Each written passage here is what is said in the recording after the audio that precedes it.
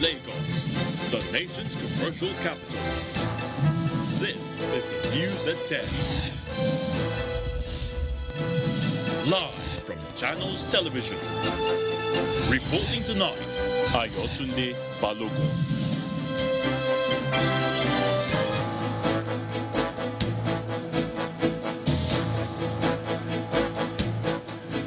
Welcome. Tonight, we continue working to improve national security, says Chief of Staff to the President, insists the situation will be much improved by the end of President Muhammadu Buhari's tenure. Redeemed Christian Church of God General Overseer Pastor Enoch Adeboye describes Nigeria's current situation as one of war. Nigeria honors fallen heroes of its fight against insurgency in the northeast. 20 members of the civilian JTF are celebrated for their supreme sacrifice. And at least 125 people die after a stampede at a football stadium in Indonesia.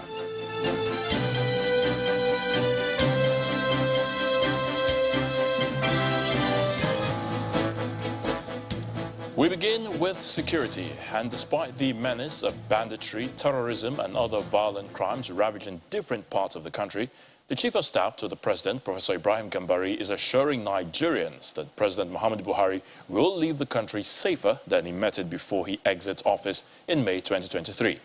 Speaking at the 20th Convocation Lecture of the graduating cadets of Regular Course 69 of the Nigerian Defense Academy at Kaduna, Professor Gambari says the President is committed to consistently supporting the nation's armed forces with all the necessary equipment to enable them perform their constitutional duties. Gathered inside this auditorium are cadets of Regular Course 69 of the Nigerian Defense Academy, Kaduna. They have successfully completed their military training at the prestigious institution and waiting for their commissioning into the nation's armed forces as junior military officers.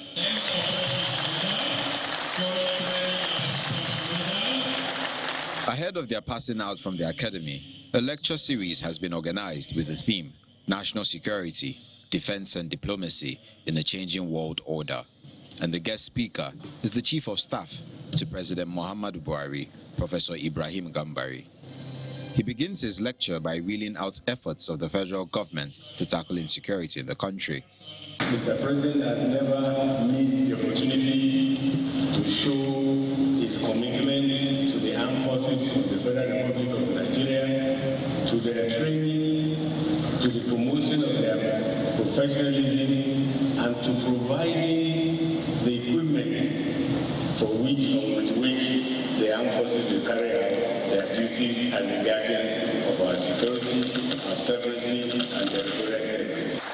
He also draws a correlation between climate change and global insecurity, especially in Africa. There are many implications of climate change for governance, for social policy, for food security, for population movement, for intercommunal relations, and national defense, which are already playing themselves out. Earlier in his address, the commandant of the NDA, Major General Ibrahim Manu, discloses that a reviewed curriculum has been designed for military and academic trainings to meet contemporary security challenges. As we embark on the preparations for the graduation ceremony of 69 regular course and postgraduate students of this great institution, we must reflect why the nation looks up to the brilliant and outstanding minds who have had the privilege to learn from the perimeter of this academy. The President's Chief of Staff, as many other Nigerians, are hoping that these graduates will bring their knowledge to bear in service to the nation and humanity. We're in a war situation. Let no one deceive you. Well, that's according to the General Overseer of the Redeemed Christian Church of God, Pastor Enoch Adeboye. Pastor Adeboye, during a church service to commemorate Nigeria's 62nd independence anniversary, described the country's current situation as one of war. He laments how the security situation has deteriorated so much that traditional rulers who used to be defied are now being kidnapped. In his message, Pastor Adeboye says, quote, "In the olden days, except you are one of the special people, they don't allow the king's dress to touch you. But thank God, now kidnappers can go to the palace to kidnap the king. We are in a war situation. Let no one deceive you." End of quote. Now, the clergyman also expressed worry over the rising cost of bread and flight tickets. Pastor Adeboye lamented the collapse of the national grid for the 7th time in recent months. He said his worry is more because the seat of power does not have an idea of the economic hardship Nigerians face, saying in spite of these challenges, there will always be bread and electricity in Aso Rock. He, however, advocate prayers for those in power rather than just complaining. As part of activities marking the 2022 Independence Day celebrations, the Nigerian Army has honored 20 civilian Joint Task Force members who lost their lives in the fight against Boko Haram insurgency in Borno State, Nigeria's northeast. Several other military personnel serving in the northeast operations were also decorated with commendation medals for their gallant roles in the counter-insurgency operations. The Independence Day celebration at the Mai Malari Barracks in Maiduguri, the Borno State capital, began with the presentation of medals of honor to 8 officers and 168 soldiers who distinguished themselves during the operations of the Sector 1 in the counter-insurgency operations. This is followed by the Theatre Commanders Awards of Commendation to 6 personnel serving in the Northeast Joint Task Force Operation Hadinkai.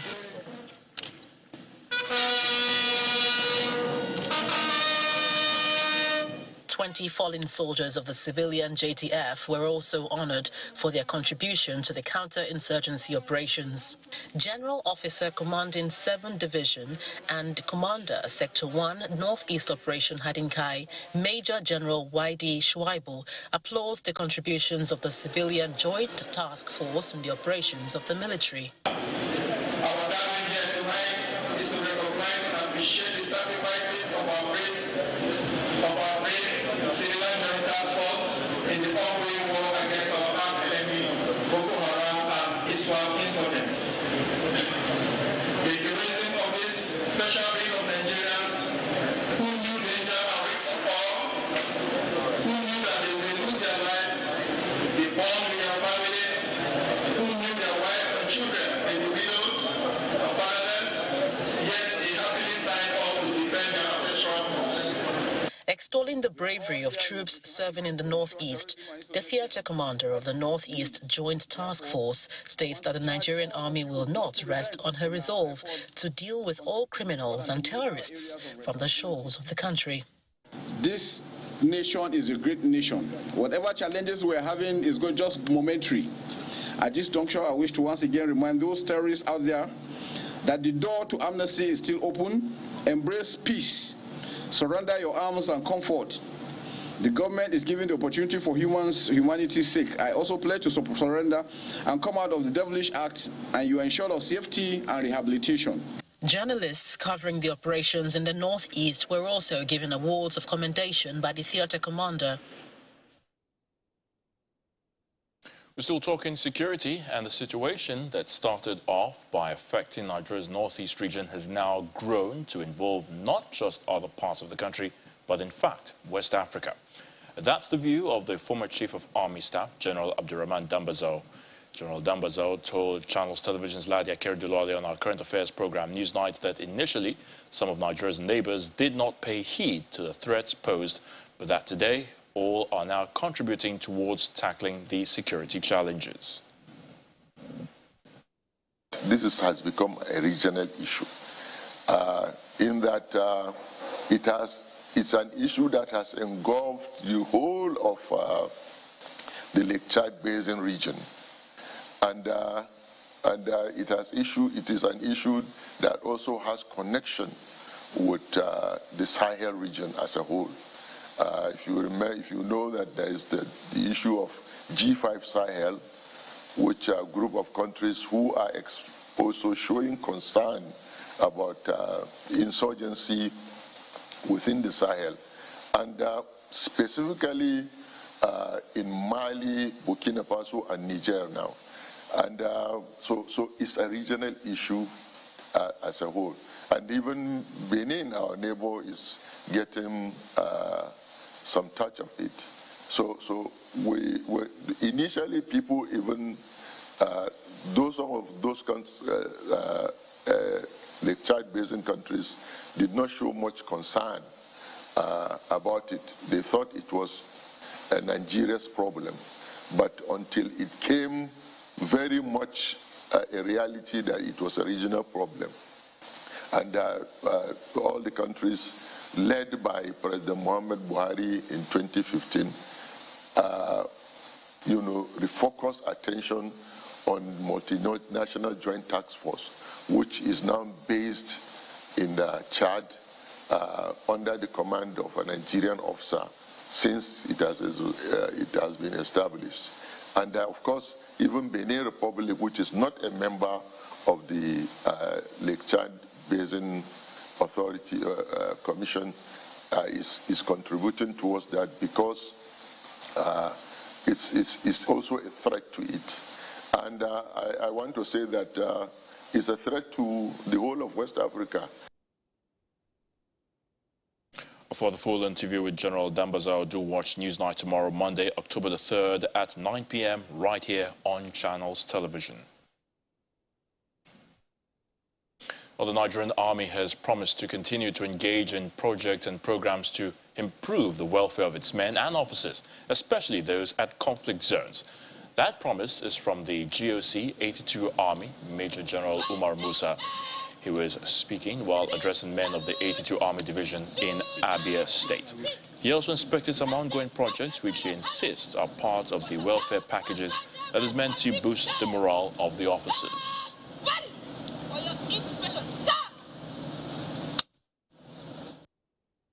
Let me also deliver the Chief of Army Staff special message to you. He has asked me to tell you to keep up the good work you are doing. We are here to ensure there's peace in the southeastern part of Nigeria. The peace we are enjoying is courtesy of your hard work in collaboration with other security agencies. Our work is to ensure that we maintain peace and all law-abiding citizens go about doing their respective legitimate business without any fear and intimidation. A former Minister of Education and chairperson of Fixed Politics Initiative in School of Governance and Politics, Obi Ezekwesili, while reflecting on the state of the nation at 62, is calling on Nigerian citizens to rise and challenge all the barriers put in place by the political class in their way to political involvement. Mrs. Ezekwesili explains that what we have in Nigeria is a monopoly democracy, because the political class, like monopolists, occupy the entire space of what she calls the triangular pillars of democracy, while the citizens have been relegated to the backstage of the political process. The former education minister argued that the middle class will need to rise up to the occasion to challenge the status quo. Focus on what happened October 2020. The young people actually mustered the courage and they said, you know what? We're tired. We really are tired. You need to listen to us. And they made a statement, but were they listened to? They were not listened to.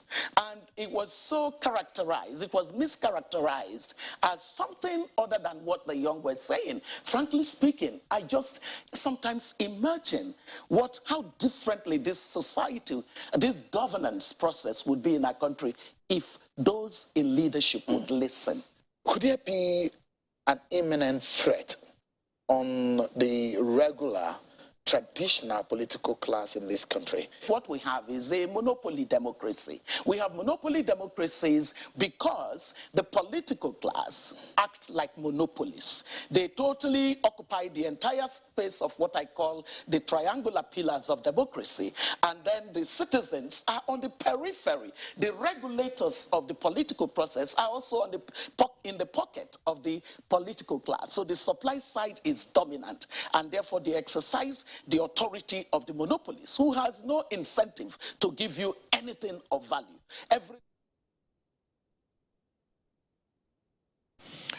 A former Minister of Education, Obi Ezekwesili, there as our guest on our program Sunday Politics earlier this evening.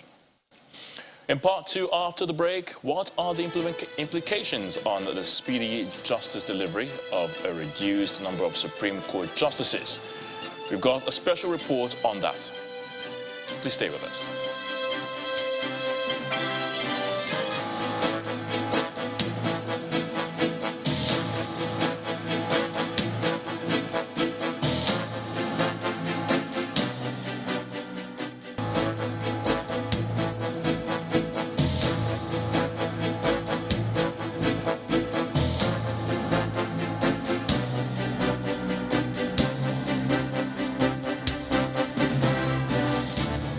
Welcome back. If you just joined us, you're watching the news at 10 live on Channels Television Lagos. A reminder of our top stories.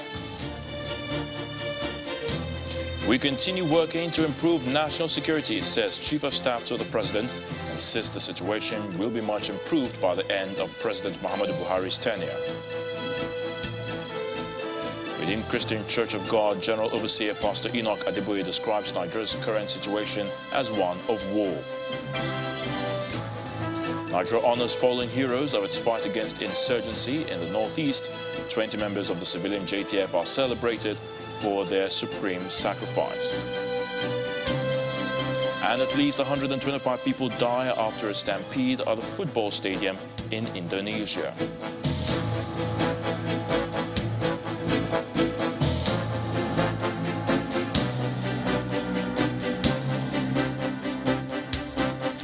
As the political campaigns for the 2023 general elections take center stage, the presidential candidate of the All Progressives Congress, Senator Bola Ahmed Tinubu, has denied withdrawing from the 2023 presidential race. Well, taken to his Twitter handle on Sunday evening, Senator Tinubu also dismissed some claims that he may have passed on. He says the reality is that he is strong, healthy, and ready to serve Nigerians from day one if elected president next year in February. The APC candidate attached a video of him working out on an exercise bike to dispel any insinuations about his state of his health. 5 governors on the platform of the People's Democratic Party, the PDP, earlier today held a closed-door meeting in Enugu State. The governors present at the meeting were Samuel Otom of Benue State, Nyesom Wike of Rivers State, Ifeanyi Ugwuanyi of Enugu State, Seyi Makinde Oyo State, and Okezie Ikpeazu of Abia State. According to a statement by the Enugu government, the governors held a crucial meeting in the Enugu Government House to discuss matters of public interest. The meeting lasted for several hours. Now, this meeting comes amid a crisis in the party, the PDP, over calls for Iyorchia Ayu to step down as national chairman of the party. The organized labor in the Nasarawa State, or in Nasarawa State, have endorsed Governor Abdullahi Sule for a second term in office. Members of several unions expressed their opinion during a rally in Lafia, the state capital. The state chapter of the Union of Pensioners also endorsed the governor during a visit at the government house. Our correspondent, Halima Gayam, reports. As the defining moment for who becomes the next governor of Nasarawa State, North Central Nigeria, in the 2023 elections draws near, some groups have begun to express their choices. Senior citizens under the Union of Pensioners, in a show of solidarity, visit Governor Abdullahi Sule, endorsing his second-term bid. Hand settlement of gratuity. Today, we are happy to be in the league of very few states of the Federation that are enjoying 100% monthly pension with payment of gratuity in every quarter of the year. The organized labor also gather at the Lafia Square to throw their weight behind the governor. This is the first of its kind. The civil servant, organized labor, will agree to in support of any government for the candidature of any person. And this is the first time. And this is as a result of your good and leadership style. The support is geared toward appreciating the laudable projects and programs embarked upon by the present administration and our desire for His Excellency to do more for us. The All Progressives Congress national chairman, who joins the rally, urges them to sustain the tempo. I want to praise the leadership of the union in the state. You have done good, continue to be good. See yourselves as partners in the progress of your state, of our state, by supporting the government the way you are doing. It's a moment of appreciation for Governor Abdullahi Sule as he promises not to relent in his efforts to improve the state. Let me also take the opportunity to express great appreciation to the labor unions, especially the NLC, TUC, and all the other labor unions, about 40-something of you, I understand, that came together to show appreciation and to endorse this administration as well as APC as a party. The unions are citing the strides in education, agriculture, the civil service, human capital and economic development, revenue generation, and standing prominent for them is security, which they say is why the pensioners tag him their messiah and the labor unions a labor-friendly leader. Halima Gayam, Channels Television News. Leaving politics to the judiciary and justice dispensation following the retirement of Justice Abdul Aboki from the Supreme Court after attaining the mandatory age of 70, the number of justices of the Supreme Court reduced to 13, as against the constitutionally required 21. As the 2023 general elections draw near, legal practitioners are raising concerns that this shortage may affect justice dispensation at the Apex Court. Our next report looks at the implications of the shortage and the qualities expected from the judges that will be elevated to fill the spaces. The Supreme Court has both original and appellate jurisdictions and has the sole authority and jurisdiction to entertain appeal from the Court of Appeal, making it the highest court in the country. A 7-man panel of justices always sit over a matter brought before the court. According to Chapter 7, Part 1, Section 230, Subsection 2b, the mandatory number of justices of the Apex Court is 21. As of October 2020, the Apex Court had a full complement of justices. However, 2 years down the line, the number has reduced to 13. A number of factors are responsible for this, including death, resignation, and retirement. Justices of the Supreme Court are mandated to retire once they attain 70 years of age. Some legal practitioners want the number of justices of the Supreme Court to be increased. The amendment of the Constitution imperative to increase the number of justices to be appointed to the Supreme Court. A similar constitutional amendment should be made to reduce the number of matters that get to the Supreme Court. I think it will be more effective that, a number of cases alone are allowed to arrive at the Supreme Court for each given year, because we have human beings rendering these decisions. And as humans, there's only a particular number of decisions that they can render. Justices of the Supreme Court must be qualified to practice law in Nigeria and must have been so qualified for a period not less than 15 years. Such a person must be appointed by the President of the Federal Republic of Nigeria on the recommendation of the National Judicial Council and subject to confirmation by the Senate. So what qualifications must be considered in making this appointment? The body of senior advocates take the same view that the selection and appointment of justice for appointment to the Supreme Court and the Court of Appeal on the basis of replacement is one that cannot result in the appointment of the best lawyers into the appellate courts in the country. The present number of the justices in the Supreme Court bench is 21. Obviously, every state or local government cannot have a justice of the Supreme Court from the state or the local government. We would therefore like to continue to work with the judiciary to ensure that these vacancies are filled as soon as practicable in anticipation of expected surge in numbers of cases as we approach an election year. The Apex Court is already entertaining cases relating to the 2023 general elections, and more cases are expected as the elections draw nearer. It becomes expedient that the vacant seats are occupied to avoid increasing the workload of the justices of the Supreme Court.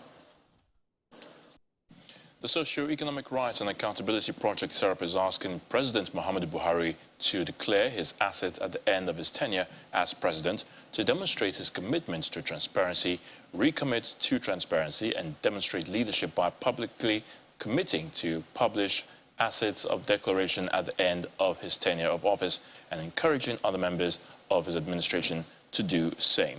Well, in a letter by Kolawole Uluwadare, the Deputy Director of SERAP, where they also asked him to encourage other members of his administration to do the same as well. SERAP urges him to, quote, direct the Attorney General of the Federation and Minister of Justice, Abubakar Malami, to take immediate steps to expeditiously, diligently, and effectively and fairly prosecute all outstanding high-profile corruption cases currently being handled by his office.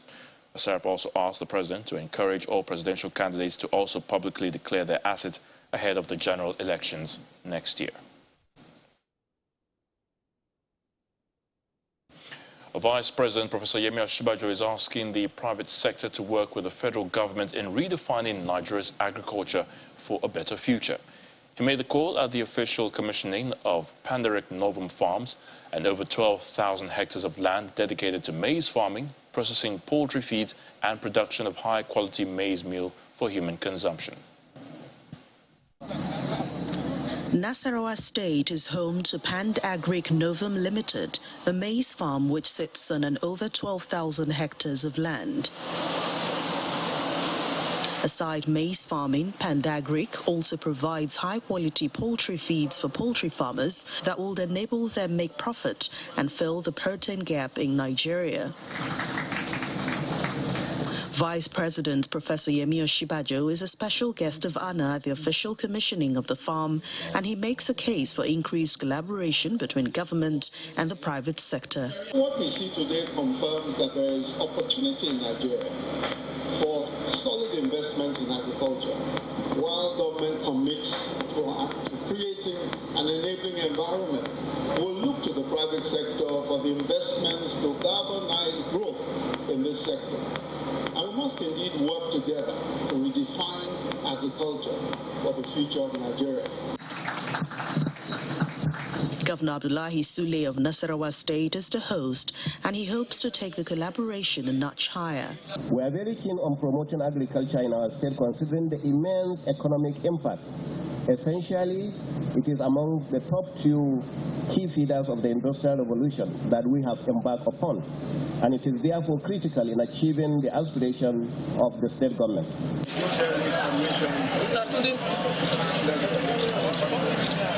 And then a tour of the facility, which gives the guests an impression of what huge investments in agriculture can do. So our core business is the manufacture of poultry feed, under Supreme Feeds being our brand name. So this being, we have our factories with a capacity of up to 250,000 tons a year, and so that's installed and operational, with the feedstock going in, with the maize from our farms going through and into our feed mills. It's the first project of our $200 million fund, which we are doing in partnership with Signature Agri, which is a Dutch-South African agriculture investor. From poultry feeds to maize farming and irrigation, Pandagric Novum Limited is projecting to get to 10 tons of production per hectare in 2025. Still ahead on the news at 10, at least 125 people die after a stampede at a football stadium in Indonesia. Join us again.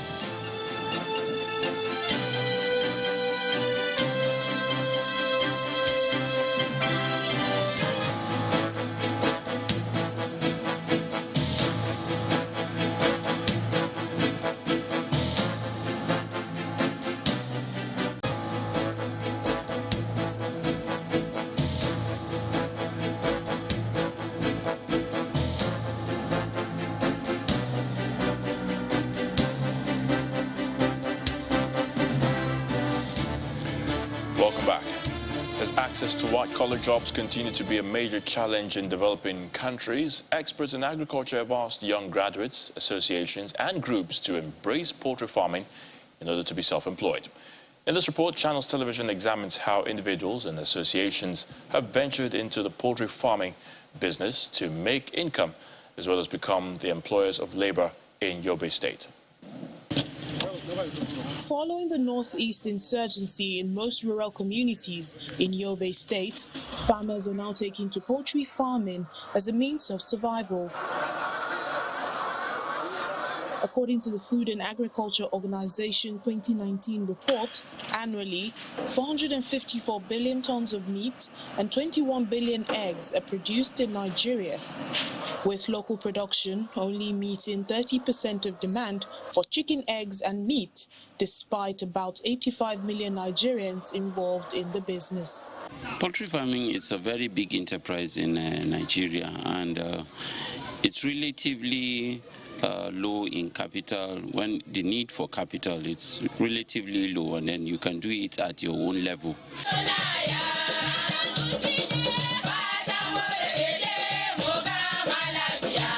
To support the government in job creation and boost agricultural activities in the state, a faith-based organization, Evangelical Church Winning All, ECWA, Yobe District Church Council, is at the verge of producing about 2,000 birds at its new farm in Garin Maje, some 90 kilometers from Damaturu, the Yobe State capital. In the recent times, the activities in the church is not forthcoming as we usually know. Most of all the churches now relied on only the offerings and tithes that comes every Sunday. But unfortunately, because of the economic meltdown, it is not forthcoming as expected. Our people used to go to far places to go and find eggs. So if we are able to put this thing in place, we thought that people will be relieved. They also call on the government to support the farm so that many can benefit. If you look at, the youths generally, many of them are struggling. Many of them are without jobs. You see, if the government can also help by funding it, certainly, we'll be able to expand the business, especially that of the poultry farm. At the commissioning and handing over of the project, the coordinator reveals many veterinary doctors and other workers will be employed in the farm. Let's head to Edo State, where Governor Godwin Obaseki says he has created over 250,000 direct and indirect jobs through the Edo Jobs Agency since he entered office in 2016, surpassing the minimum of 200,000 jobs he had promised during his campaigns. Governor Obaseki confirmed this in Uromi, Esan Northeast local government area, where he commissioned a new Edo Job Center. He was accompanied by international partners on job creation in Edo State. So it was a very intensive training. The commissioning of the Edo Job Center in Uromi coincides with this graduation ceremony. 30 ASAN youth get certificates after training in digital photography and editing. They are now ready for the labor market.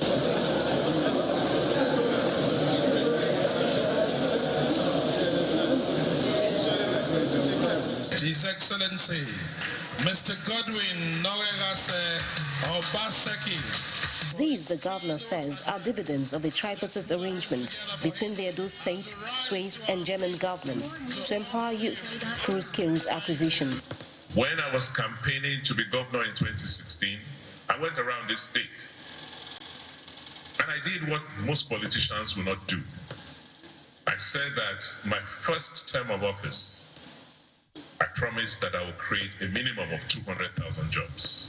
We didn't quite meet 200,000 within 4 years, but today, Edo Skills Development Agency has had encounters and provided support and services and jobs to almost 250,000 beneficiaries in Edo State. Mr. Obaseki adds that the success story is largely due to financial support from the Apex Bank, CBN.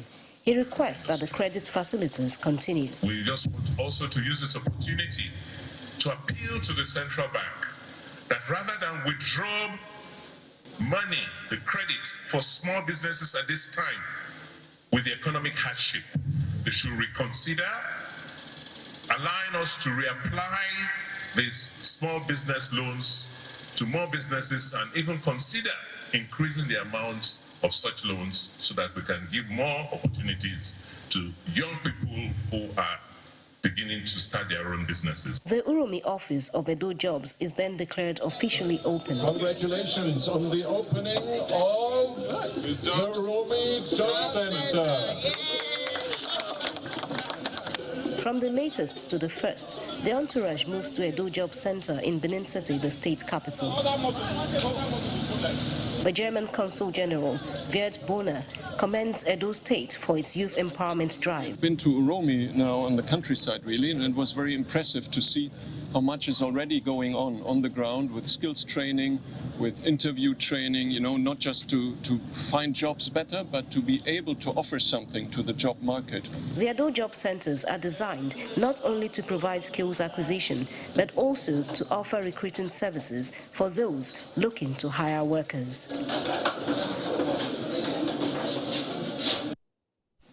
For the Sustainable Development Goals to achieve its set out objectives for the year 2030, there may be need to re-strategize and replan it considering the disruption in earlier set objectives. This formed the crux of the conversation at an event organized by the Junior Chambers International in partnership with the United Nations Information Center.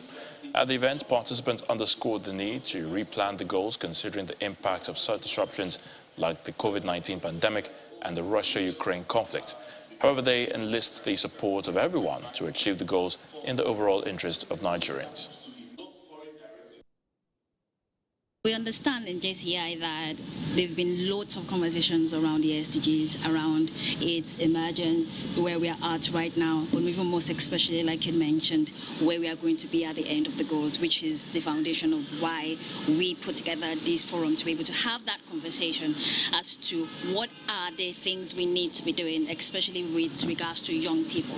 So we identified, what we've done is to identify some of the challenges with the implementation of the SDGs in Nigeria, some of the pushbacks which could bother on a lot of things, many things like the understanding of the SDGs. For too many, SDGs, especially in Nigeria, is still a bit foreign, especially at the grassroots. So you want to go into local communities and tell them about the United Nations Sustainable Development Goals. They look at you like, oh, that's so fancy.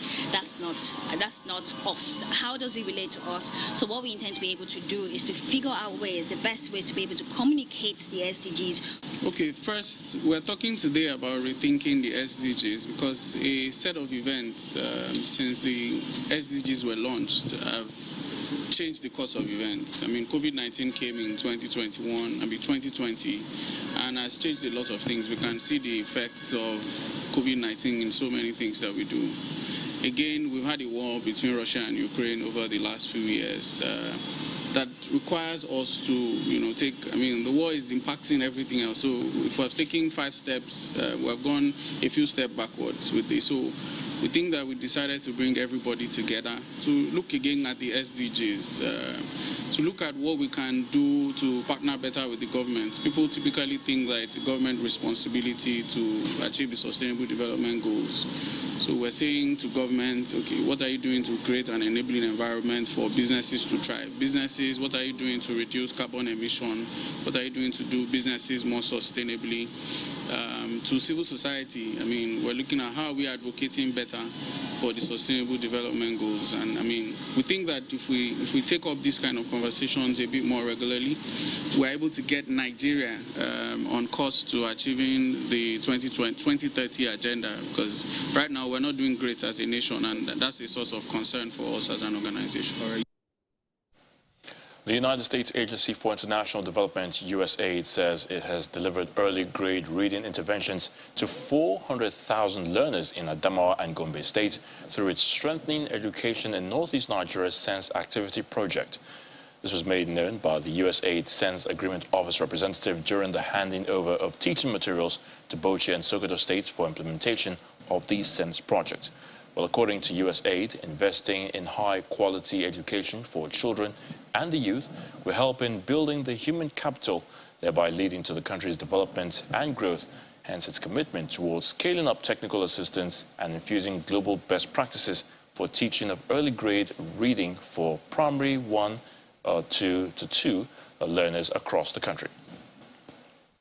For the past 3 years, USAID, through its SENSE project, has been contributing to improving learning outcomes in Nigeria by providing access and delivery of quality early grade reading interventions in 335 schools, training of 9,700 teachers, and building capacity of 660 government education managers at Adamawa and Gombe states.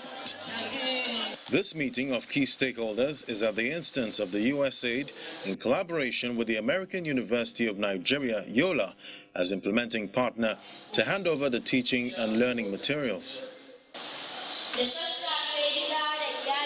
First, some of the early learners demonstrate their skills, while their teachers speak on the teaching skills. And before, I cannot read Hausa fluently. But I can read Hausa language now fluently with the help of the SENSE. In her remarks, the USAID SENSE officer representative describes the exercise as rewarding, just as the chief of party highlights the goal of the funding from USAID. It was extremely encouraging and rewarding to go into the classrooms and witness young girls and boys reciting the alphabet in Hausa, sounding syllables, identifying words and sentences, and reading passages with improved fluency and comprehension. We live in a society which is evolving politically, economically, and educationally. We cannot stop where we are now. And I know that the government of the United States of America has not stopped in their support for Nigerian governments. The representatives of Gombe and Adamawa State's basic education boards applaud the USAID and the American University of Nigeria for the intervention. We thank SENSE and by extension USAID for such support. We will remain grateful to SENSE, AUN, and indeed USAID for such tremendous contribution. And we want to thank the lieutenants in the field of education here for putting heads together to make this program a success today. From 2019 to date, it is something commendable. The 3-year USAID SENSE program has contributed to the distribution of 5.2 million supplementary readers to students' materials in Adamawa and Gombe states.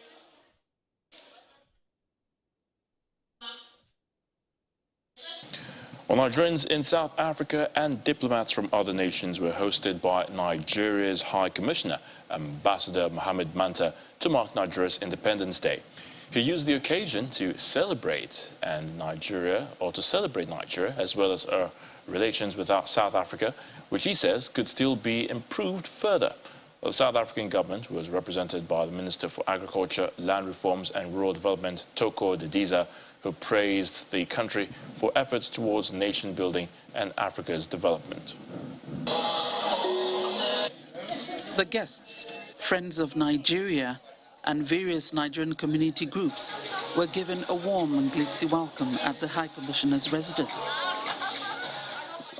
It is an honor and privilege to welcome you all to Nigeria House.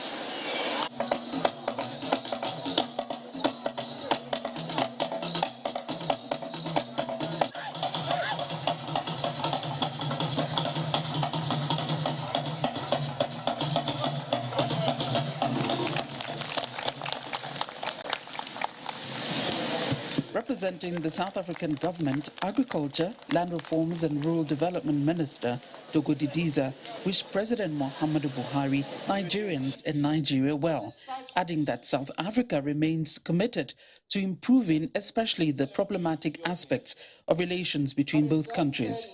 She also commended Nigeria for efforts to remain one despite challenges.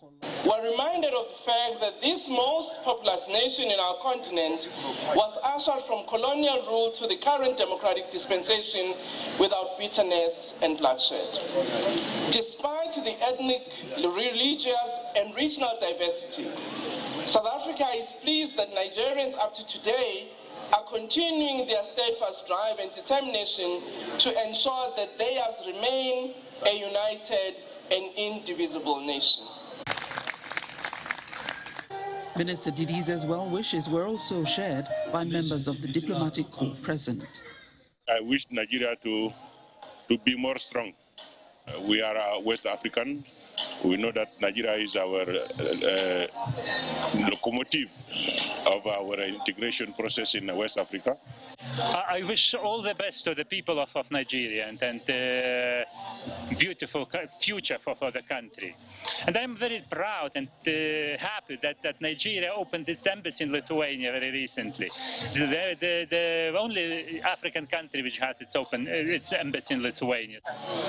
I wish nothing but the best, health, happiness, wealth, and success for all the people of Nigeria. My wish is for all the government of Nigeria and all the people, and congratulating them for their 62nd National Day. And may Allah bless all Nigeria and Iraq.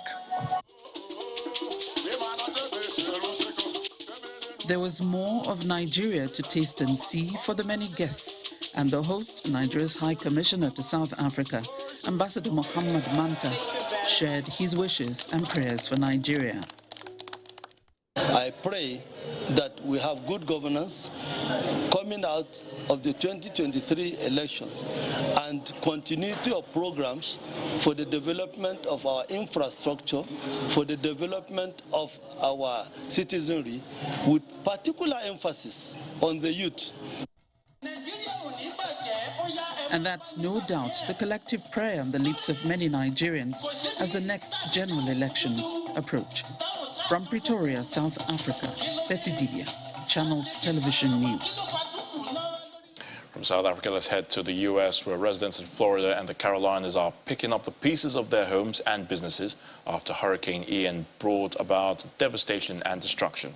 Well, according to officials, some of the heaviest damage appeared to have been inflicted by raging winds-driven ocean surf that rushed into seaside communities and even washed buildings away.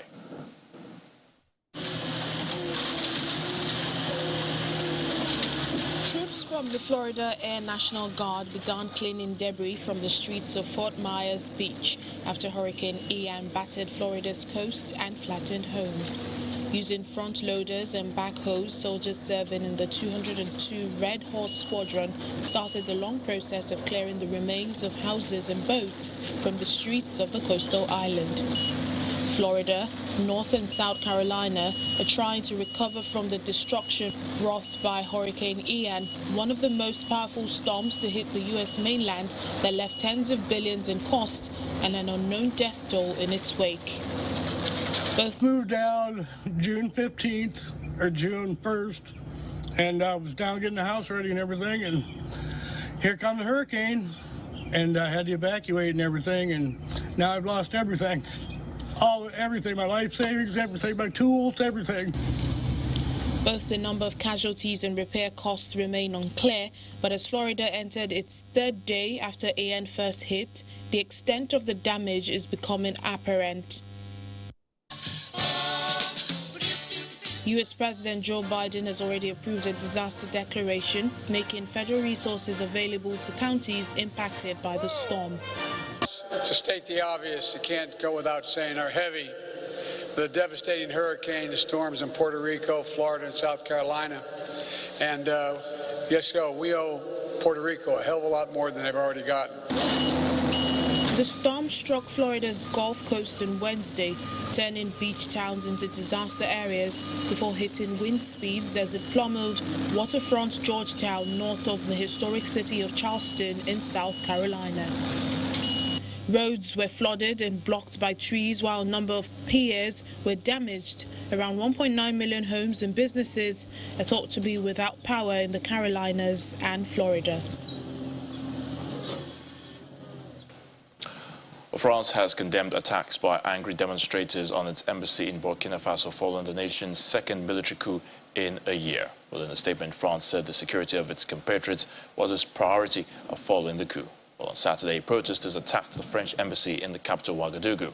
And they were protesting in support of the country's new military leader, Ibrahim Traoré, and accused France of harboring interim President Lieutenant Colonel Paul-Henri Sandaogo Damiba, who was ousted on Friday. Well, uncertainty continues in Ouagadougou as the whereabouts of Damiba is unclear, but the French authorities have denied any involvement and have condemned the violence.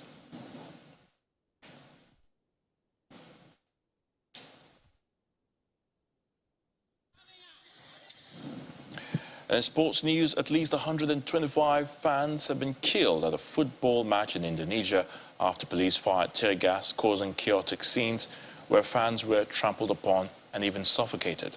This unfortunate incident is one of the deadliest sports events in history.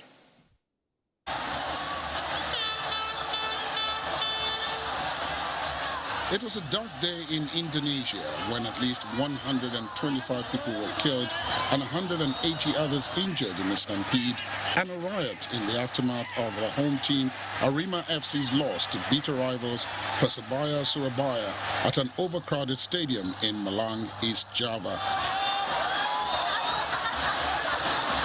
After the match ended, supporters from the losing team invaded the pitch and police fired tear gas, triggering a stampede and cases of suffocation.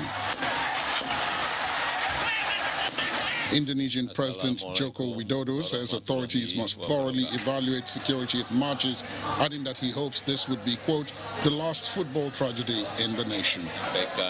I have specially requested the police chief to investigate and get to the bottom of this case. Furthermore, I have also ordered the league body to temporarily halt Liga 1 matches until evaluations and improvements to the safety procedures have been completed. Reacting to the sad incident, the president of World Football's governing body, FIFA, Gianni Infantino, says the football world was in a state of shock following the tragic incident and has requested a detailed report on it. This is a dark day for football and the tragedy beyond comprehension. I extend my deepest condolences to the families and friends of the victims who lost their lives following these tragic incidents. Together with FIFA and the global football community, all our thoughts and prayers are with the victims, those who have been injured, together with the people of Indonesia, the Asian Football Confederation and the entire Indonesian football community at this difficult time. Indonesia's football scene has been blighted by hooliganism, heavy-handed policing and mismanagement, largely preventing the country of 275 billion people who pack stadia from harnessing its potential in the sport. In the English Premiership, Erling Haaland and Phil Foden scored hat-tricks as Manchester City thrashed Man United 6-3 to move to within a point of Premier League leaders Arsenal today. Haaland has scored hat-tricks in each of his last 3 Premier League home games to take his tally as a City player to 17 in 10 competitive games for the English champions. Anthony Strike and Anthony Martial's late double ensured United avoided a record defeat in the Manchester derby as they remain 6th, 9 points off the top. Leeds and Aston Villa played out a fiery goalless draw. Japan's Yoshihito Nishioka has won the second ATP Tour title of his career at the Korea Open today. And Nishioka showed off his brilliant counter-attacking game with a 6-4, 7-6 victory against 4th seed Denis Shapovalov of Canada in Seoul. The 26-year-old was a thorn in the side of Shapovalov, who struggles to find a way past his stubborn Japanese opponent.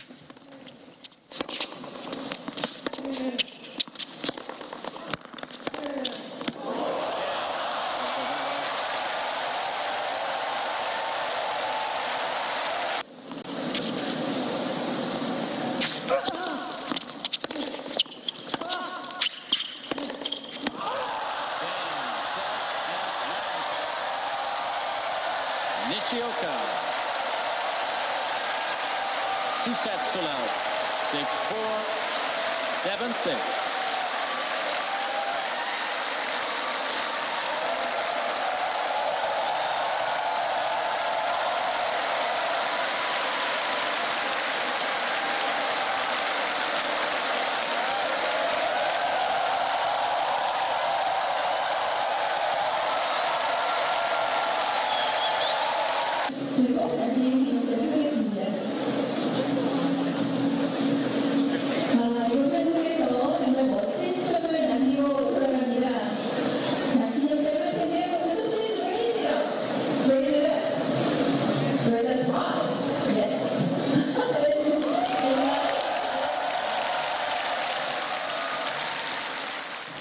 And finally tonight, Ijoma Josephina Otabo, also known as Fina, has won the Big Brother Naija Season 7 Level Up season after beating closest rival Brian.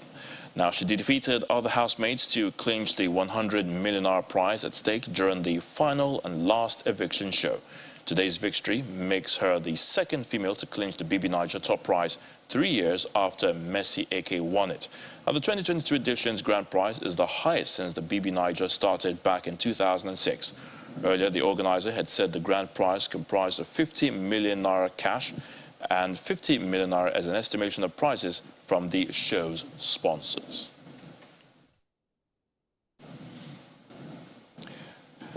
And the main news again. The Chief of Staff to the President has promised that the Buhari administration will continue to work on the nation's security and will improve it before the end of this tenure. Also today, General Overseer of the Redeemed Christian Church of God, Pastor Enoch Adeboye, described Nigeria's current security situation as one of war. And that's the news at 10. Many thanks for watching. I'm Ayotunde Balogun. From all of us here, it's good night and stay safe.